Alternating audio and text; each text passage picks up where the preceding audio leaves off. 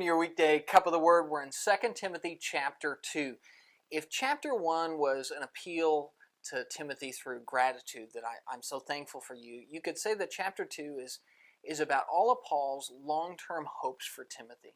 And it really starts with one concept. Timothy, I hope that you suffer. And that's a very strange thing to say, but that is Paul's desire for Timothy, is that he would be the kind of man that would suffer for the gospel, that he would suffer hardship like a soldier does fighting for his king, that he would suffer hardship like an athlete competing for the prize, that he would suffer hardship like a farmer hoping for a crop, that he'd suffer like Paul did, wearing chains so that the gospel could be free, and that he would suffer knowing that he suffered for Jesus, who suffered and died but was raised. That Timothy should be that kind of a man who was willing to give whatever it took to do God's will. And then he'll talk about how he wants Timothy to be the kind of person who molds his life to at all times be prepared for whatever God has in store.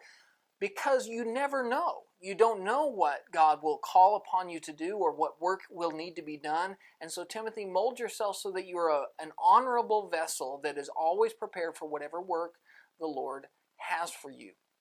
And he will explain to Timothy that's the kind of people we ought to be.